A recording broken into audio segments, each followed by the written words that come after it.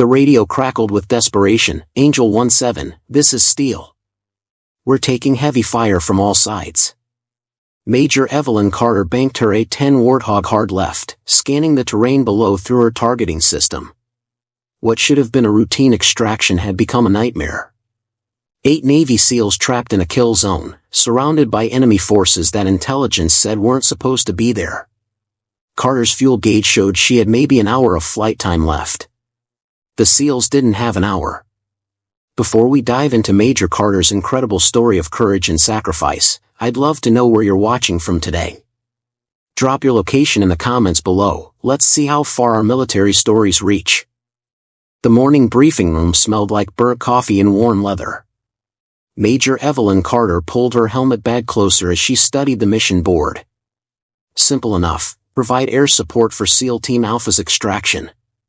They'd been watching enemy movements for 3 days from a ridge overlooking the valley. Now they needed to get out. Look straight forward, Carter said to Captain Hayes, the intelligence officer. Hayes nodded, but his eyes didn't meet hers. Should be light resistance expected. Maybe a few scattered patrols. Carter had heard should be too many times in 15 years of flying. She traced the map with her finger, following the extraction route. The SEALs would move from their observation post down into the valley, then to a clearing where a helicopter could pick them up. Her job was simple: fly overhead, watch for trouble, scare off anyone who might interfere. Weather, she asked. Clear skies. Visibility unlimited. Wind from the west at 10 knots. Perfect flying weather. Carter rolled up the maps and headed for the door. Ma'am? Hayes called after her. The SEALs have been quiet for 2 days. No radio contact except for scheduled check-ins. Carter stopped. That normal for them?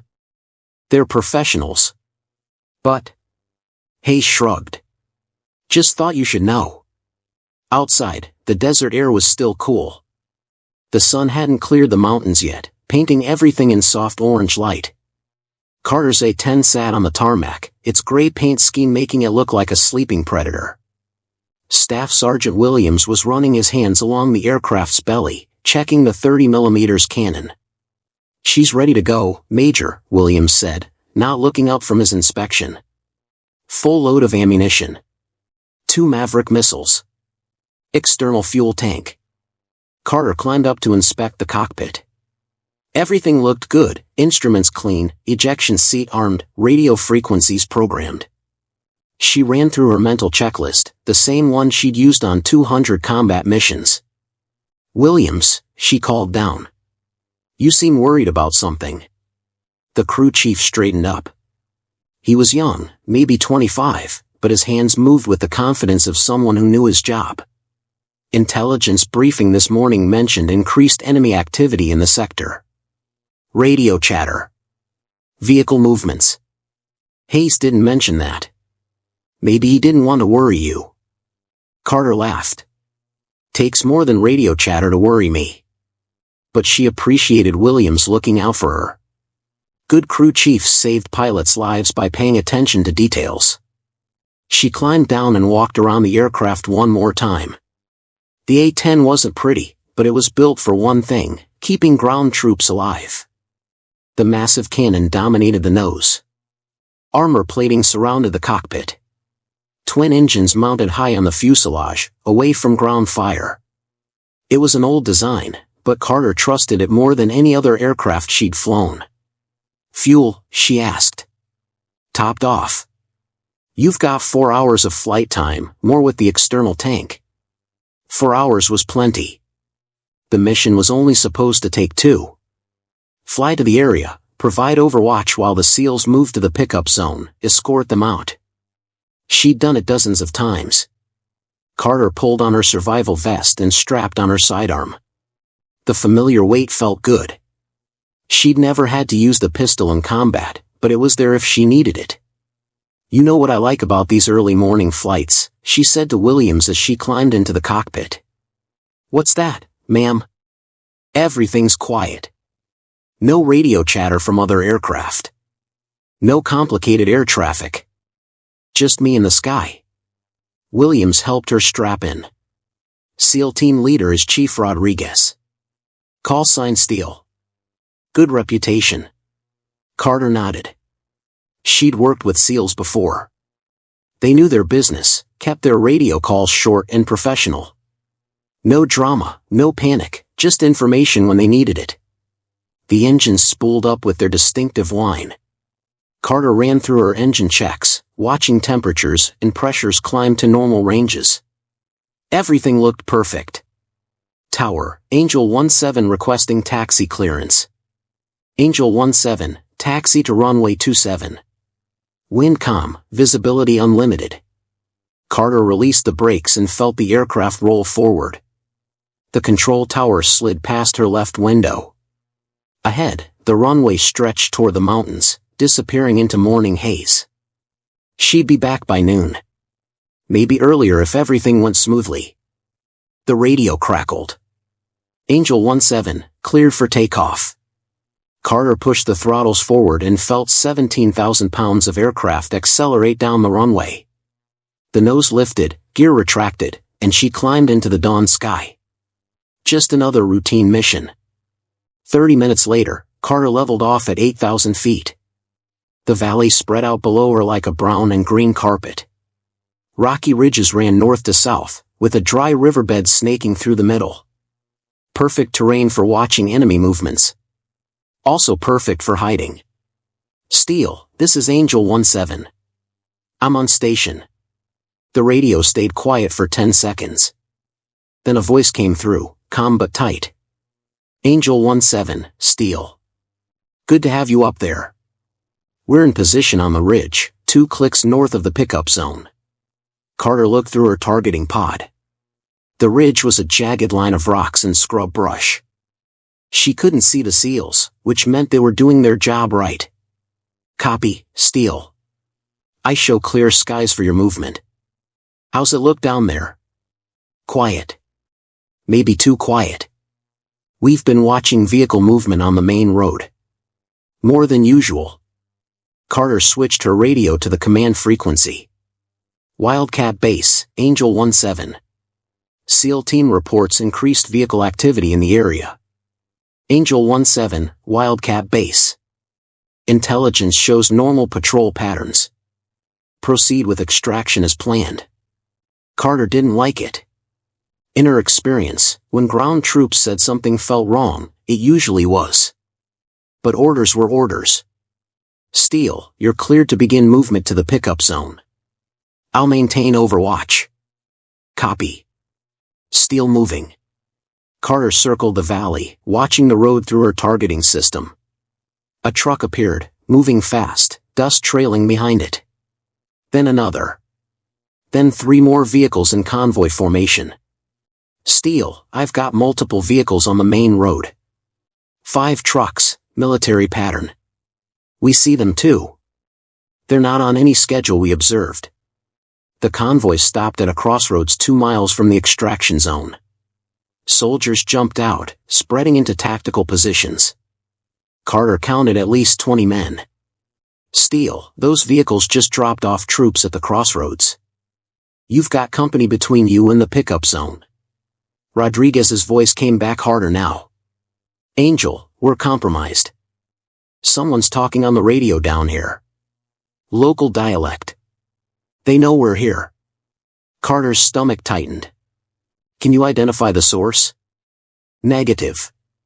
But they're coordinating movement. Multiple groups. Through her targeting pod, Carter watched more dust clouds approaching from 3 different directions. This wasn't random patrol activity. This was a coordinated response.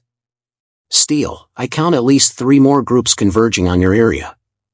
Recommend you abort extraction and find alternate route. Working on it. But they're boxing us in. Carter climbed to 10,000 feet for a better view. What she saw made her blood run cold. Vehicle dust from 6 different directions, all heading toward the valley. Some kind of net was closing around the SEAL team. Wildcat Base, Angel 17. SEAL team is compromised. Multiple enemy groups converging on their position. Request immediate backup.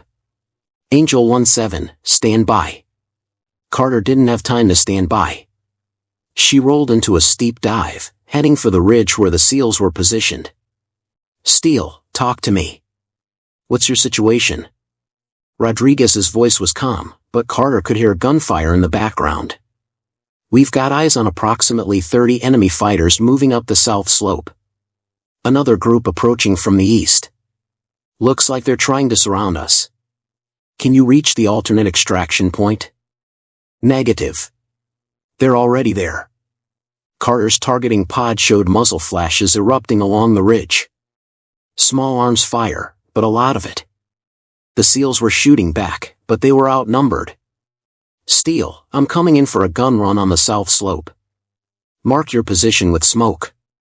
Angel, be advised we have a local guide with us. He's the one been giving us intel for 3 days. Now he's on his radio, coordinating with the bad guys. Carter felt anger burn in her chest. The guide had led them into a trap. 8 SEALs were about to die because someone they trusted had sold them out. What's his status? Restrained. But the damage is done. They know exactly where we are. More vehicles appeared on the road.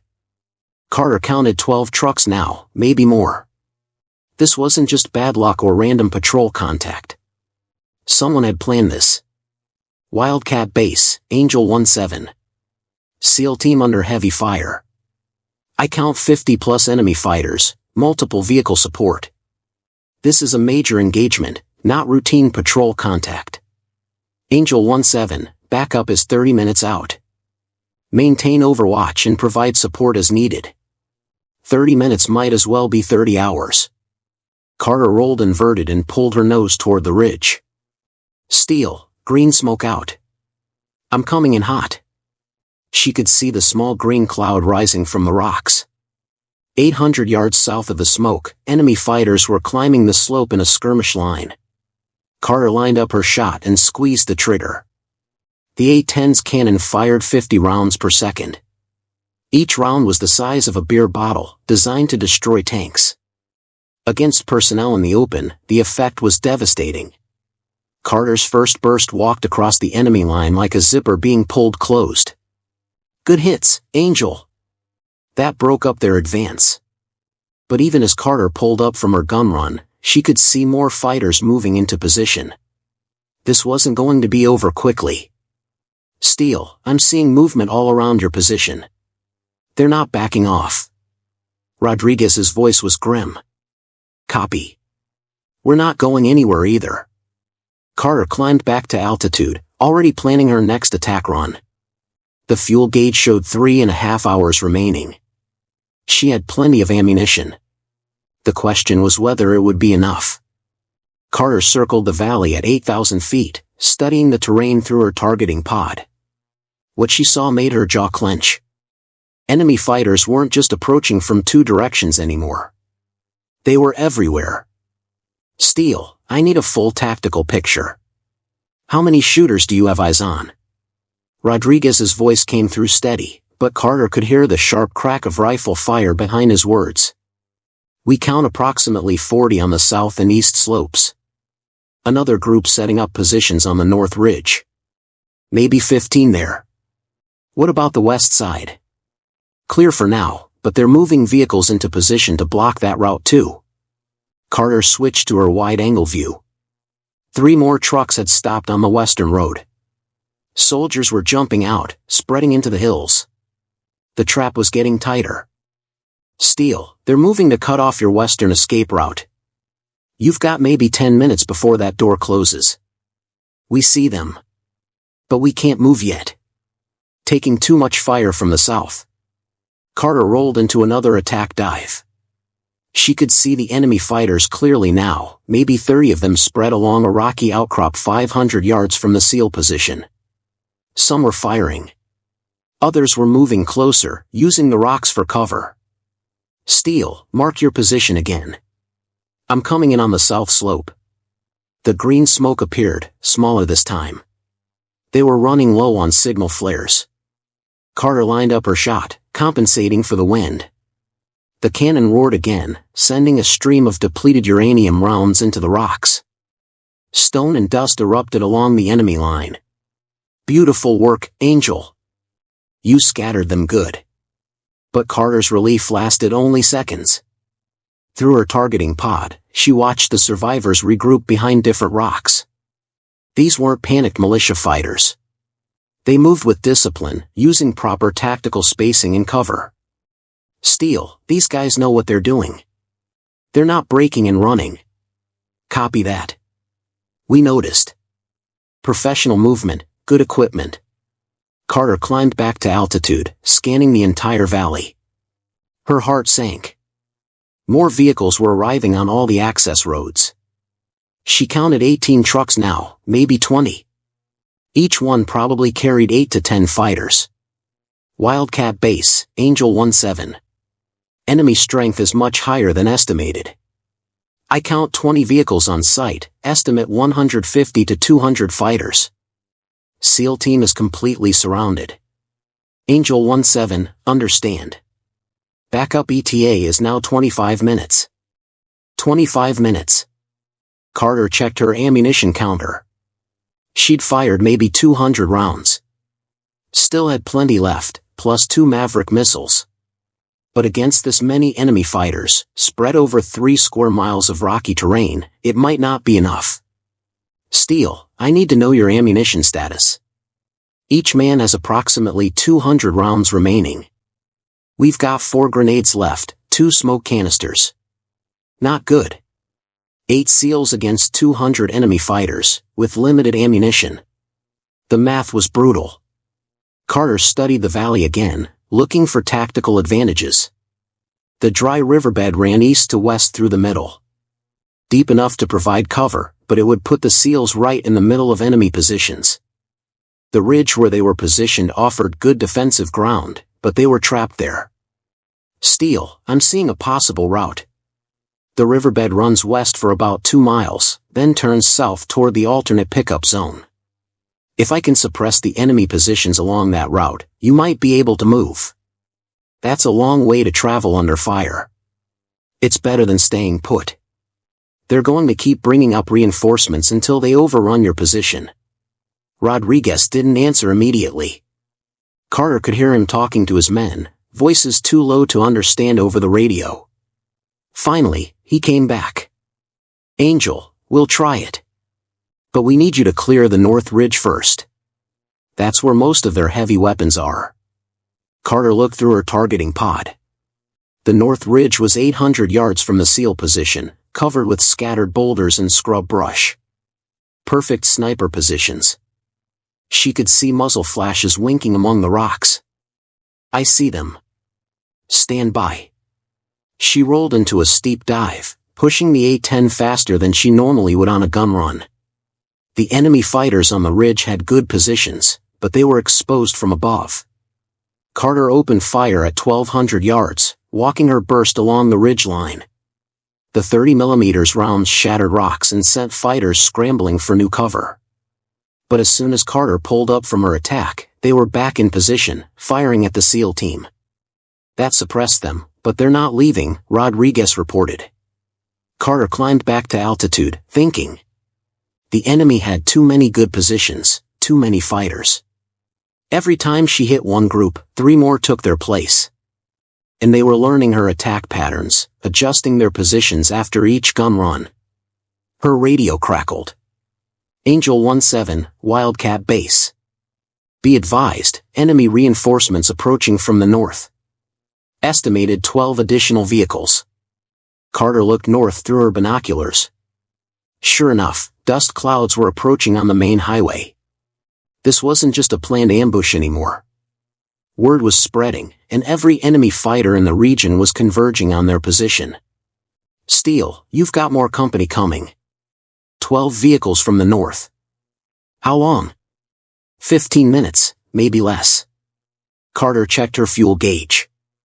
3 hours and 10 minutes remaining. Plenty of fuel to stay in the fight, but the odds were getting worse by the minute. Steele, we need to move you now. Before those reinforcements arrive. We're ready. Just need you to clear a path down to the riverbed. Carter studied the route one more time. 500 yards of open ground between the ridge and the riverbed. Enemy positions on 3 sides. It was going to be the longest 500 yards those SEALs ever traveled. Roger. I'll make multiple runs, keep their heads down. When I tell you to move, go fast and don't stop. Understood. Steele standing by. Carter rolled into her next attack dive, knowing that everything depended on the next few minutes. Carter lined up on the eastern slope where enemy fighters had positioned themselves between the SEAL team and the riverbed. Her targeting reticle settled on a cluster of rocks where she'd seen muzzle flashes. She squeezed the trigger and felt the aircraft shudder as the cannon fired. Dust and debris erupted from the rocks. The firing from that position stopped. Steele, eastern slope is suppressed. Moving to the southern positions. Carter pulled up hard, banking left to line up her next target. Through her canopy, she could see the northern reinforcements getting closer. Maybe 10 minutes out now. Her fuel gauge read 2 hours and 50 minutes. She rolled into another dive, targeting a group of fighters positioned behind a stone wall. The cannon rounds punched through the barrier like it was cardboard. Bodies scattered in all directions. Good hits on the south, Angel. We can see them pulling back. But Carter knew they wouldn't stay back long. She climbed to altitude, scanning for her next target. Enemy fighters were already moving into new positions, filling the gaps she'd just created. Steele, you've got a narrow window. I count maybe 2 minutes before they reposition. We're moving now.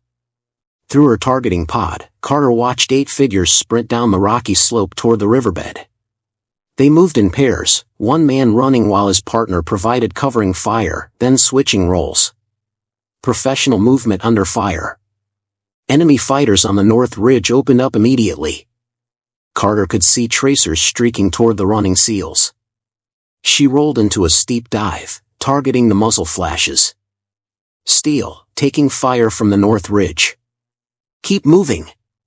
Carter's cannon burst walked along the ridgeline, silencing several positions.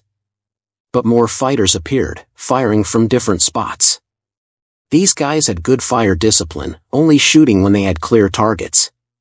Angel, we're taking heavy fire. Martinez is hit. Carter's blood went cold. First casualty. She pulled up from her gun run and immediately rolled into another attack, this time targeting every muzzle flash she could see on the north ridge. How bad? Leg wound. He can still move, but he's slowing us down.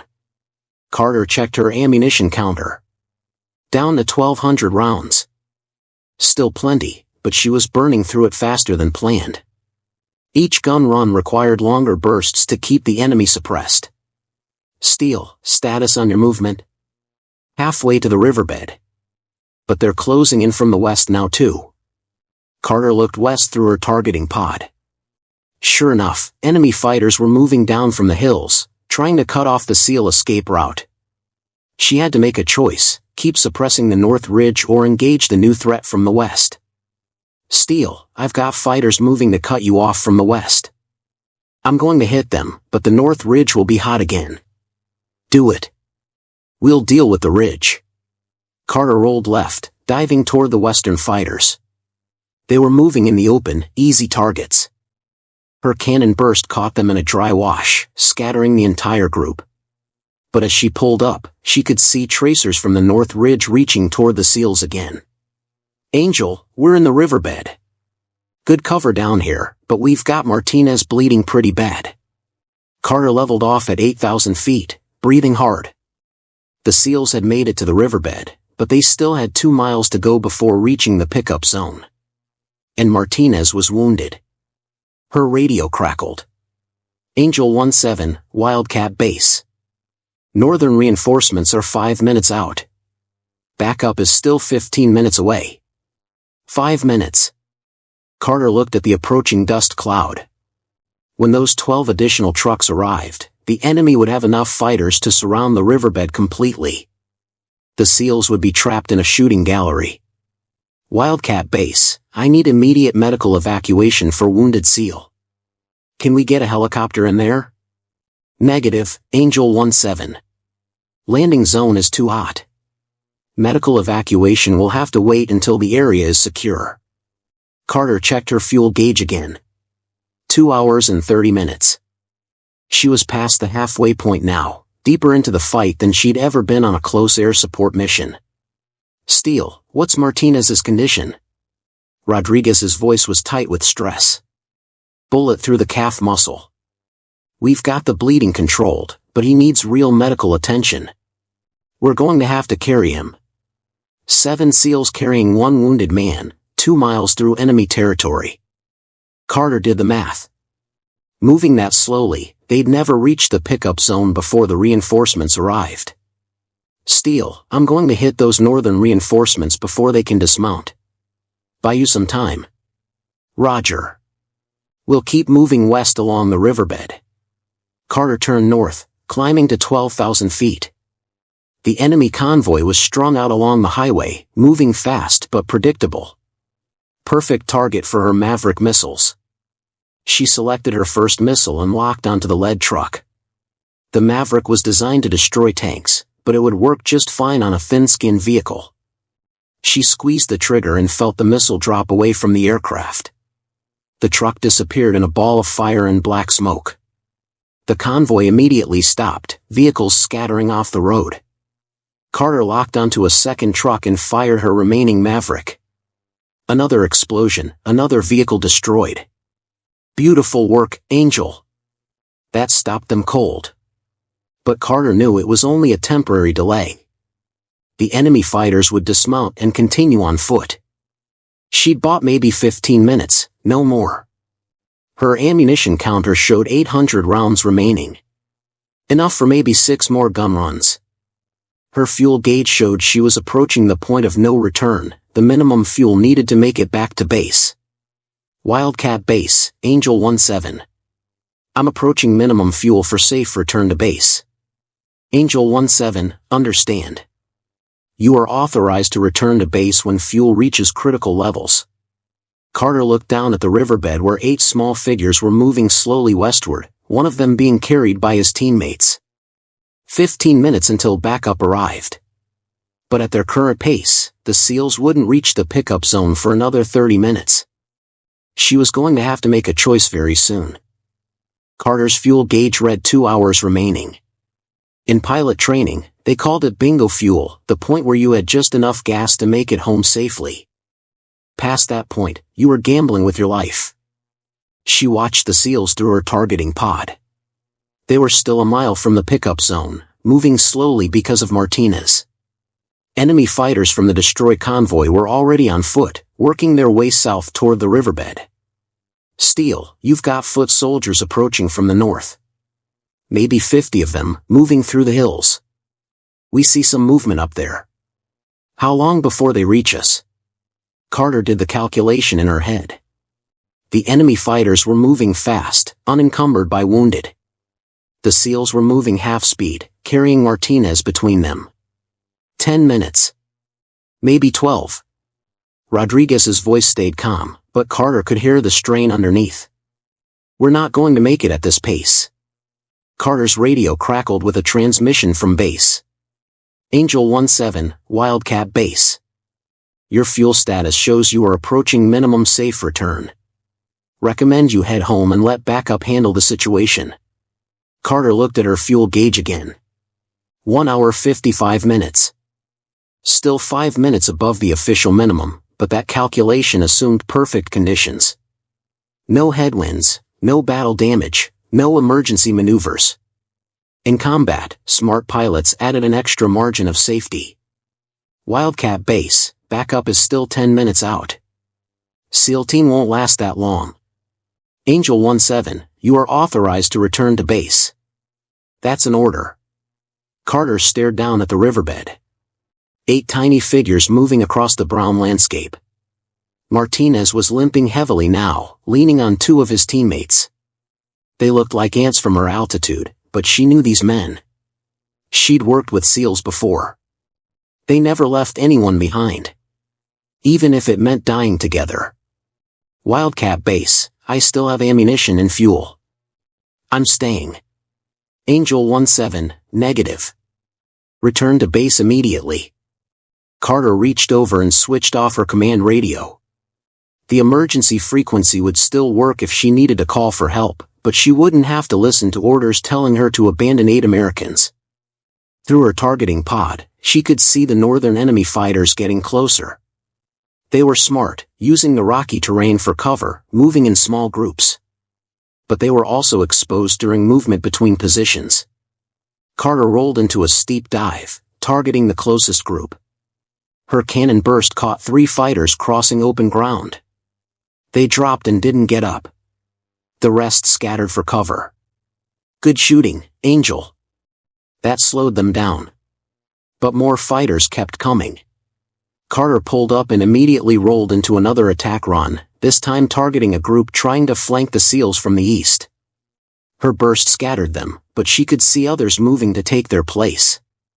Her ammunition counter read 400 rounds. Maybe 4 more gun runs. Her fuel gauge read 1 hour 45 minutes, below safe minimums now. She was committed. Steele, I need to know your exact ammunition status. Each man has maybe 50 rounds left. Martinez can't fight. We're down to 7 effective shooters. The math was getting worse. Carter climbed back to altitude, scanning the entire battlefield. Enemy fighters were converging from 3 directions.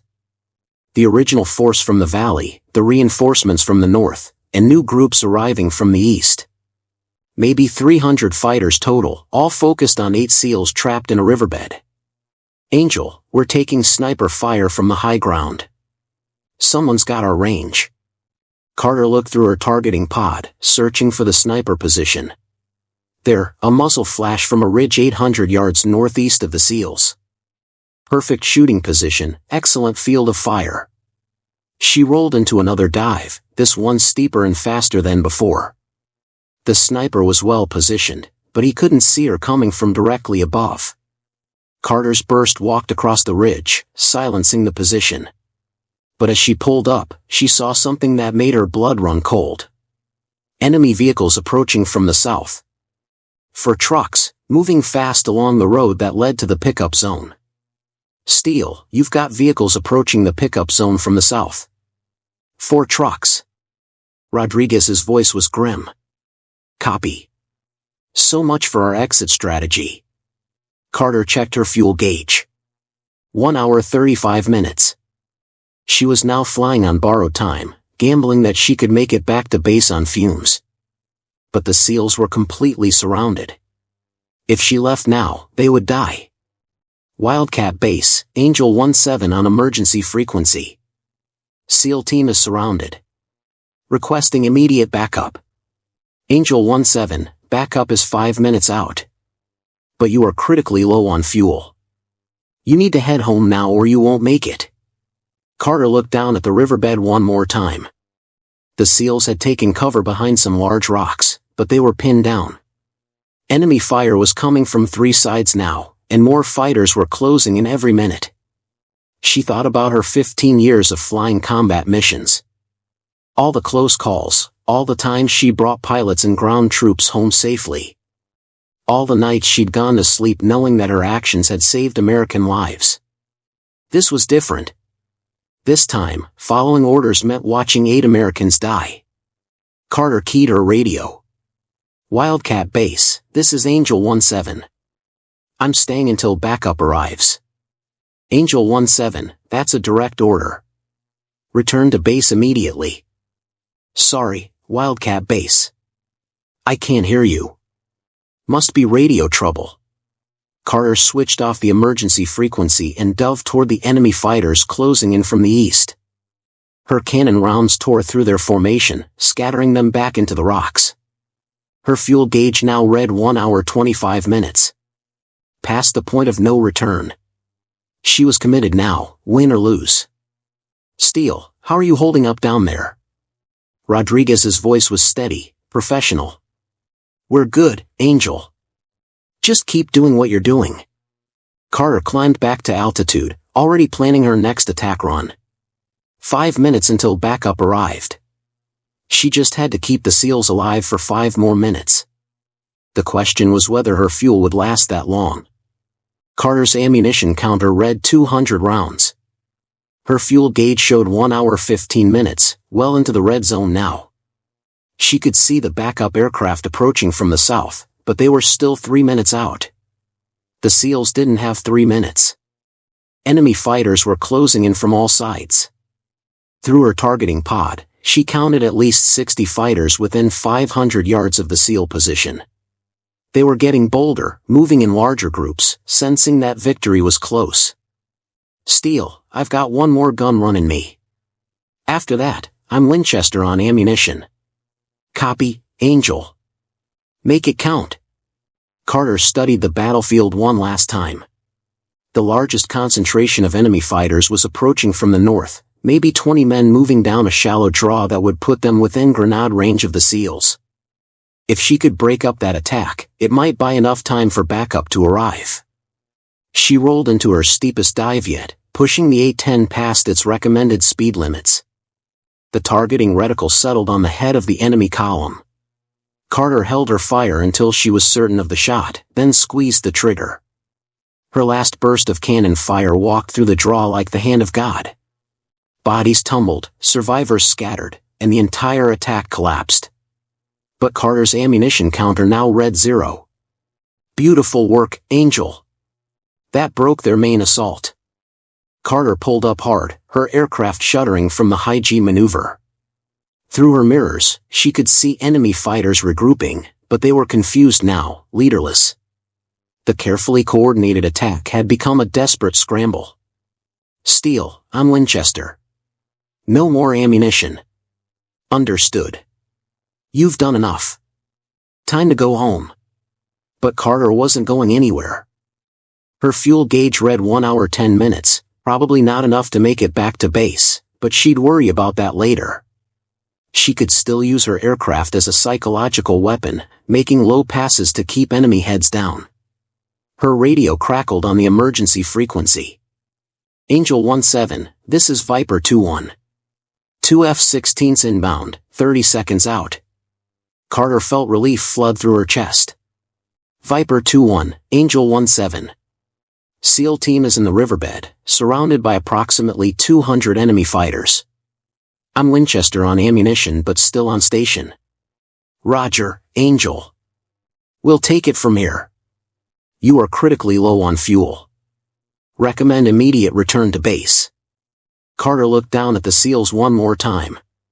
They were still under fire, but the arrival of 2 fresh fighters with full ammunition loads would change the equation completely. The enemy fighters were about to learn what American air power really meant. "Steele, backup is here. 2 F-16s with full loads. You're going to be fine." Rodriguez's voice carried exhaustion and relief. "Angel 17, Steele. We owe you our lives. All of us." Carter felt something tight in her chest loosen. 8 Americans were going home today. Martinez would get medical attention. The mission was accomplished. But now she had to deal with her own situation. 1 hour 10 minutes of fuel, maybe less if she encountered headwinds. The flight back to base normally took 55 minutes. She was going to be cutting it very close. Carter turned southeast toward home, climbing to 20,000 feet for maximum fuel efficiency. Behind her, she could hear the F-16s checking in with the SEAL team, coordinating their attack runs. Within minutes, the sounds of battle began to fade from the radio. "Wildcat Base, Angel 17 heading home.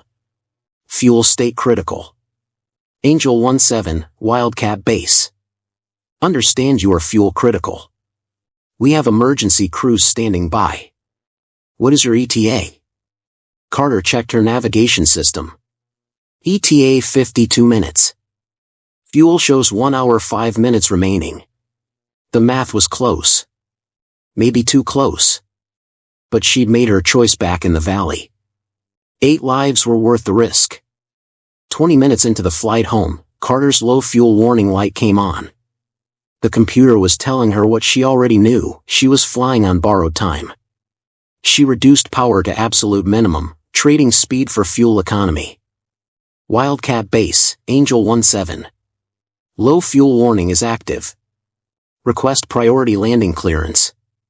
Angel 17, cleared direct to base. Emergency equipment is standing by. How are you feeling about your fuel situation? Carter looked at the gauge. 40 minutes remaining. The base was 35 minutes away at her current speed. Still possible, but no margin for error. I think I'll make it. But it's going to be close. Through her headset, she could hear radio chatter from the valley. The F-16s were systematically destroying enemy positions while a rescue helicopter lifted the SEAL team to safety. Martinez was on his way to a field hospital. All 8 Americans were accounted for. 30 minutes out from base, Carter's fuel gauge read 15 minutes remaining. She was now flying on fumes, but the base was visible on the horizon. Almost home. Angel 17, Wildcat Base. You are cleared to land on any runway. Emergency equipment is in position. Carter could see the fire trucks and ambulances lined up along the runway. Standard procedure when an aircraft was landing with fuel problems. She hoped she wouldn't need them. 10 miles out, her right engine began running rough. Fuel starvation. Carter shut it down and continued on the left engine alone. The A-10 was designed to fly on one engine, but it used more fuel that way. Wildcat Base, Angel 17 has shut down the right engine due to fuel starvation. Continuing approach on single engine. Angel 17, understood. Runway is clear, emergency equipment standing by. 5 miles out, her fuel gauge read 5 minutes remaining. Carter could see the runway clearly now, but she was still too high and too fast. Normally, she would circle the pattern to set up a proper approach. Today, she didn't have enough fuel for a normal pattern. Wildcat Base, Angel 17 is making a straight-in approach. I don't have fuel for a pattern. Angel 17, cleared for straight-in approach to runway 27. Carter put the aircraft into a steep descent, bleeding off altitude and speed simultaneously. The runway grew larger in her windscreen. 2 miles out. 1 mile. Half a mile. Her left engine began running rough just as she crossed the runway threshold. She pulled the power back to idle and felt the aircraft settle onto the concrete. The engine quit completely as she rolled out, leaving her coasting on momentum alone. Carter turned off the main taxiway and came to a stop. Fire trucks surrounded her aircraft immediately, but there was no fire, no emergency. Just one very tired pilot and one very empty fuel tank. She shut down all her systems and sat in the cockpit for a moment, listening to the tick of cooling metal. Through her canopy, she could see crew chiefs running toward her aircraft, Williams among them. Carter climbed down from the cockpit on shaking legs. Williams was there immediately, helping her with her helmet and survival gear. "Ma'am, are you okay?" "I'm fine, Williams." "How's my bird?" Williams looked up at the A-10, noting the bullet holes in the fuselage and the empty ammunition bay. "She'll fly again. Might need some patching, but she'll fly." Carter walked around her aircraft, counting the battle damage. 7 bullet holes, 1 fragment hit on the left wing. The enemy had been shooting back, but they'd missed anything vital. "Major Carter?" She turned to see Rodriguez walking toward her, still in his combat gear. His left leg was bandaged where he'd been hit, but he was walking under his own power. "Chief Rodriguez. I thought you'd be in the hospital. On my way there now. But I wanted to thank you first." He paused, searching for words. "What you did out there, staying when you should have gone home. That took guts." Carter looked at him, this professional warrior who had kept his men alive against impossible odds. "You would have done the same thing." Rodriguez smiled. "Maybe. But you're the one who actually did it." As he walked away, Carter looked back at her aircraft one more time. Empty fuel tanks, empty ammunition bay, but every mission requirement met. 8 Americans were going home today. That was what mattered. If Major Carter's incredible story of courage moved you, please hit that like button and subscribe for more true military stories. What did you think of her impossible choice? Share your thoughts in the comments below. I read every single one.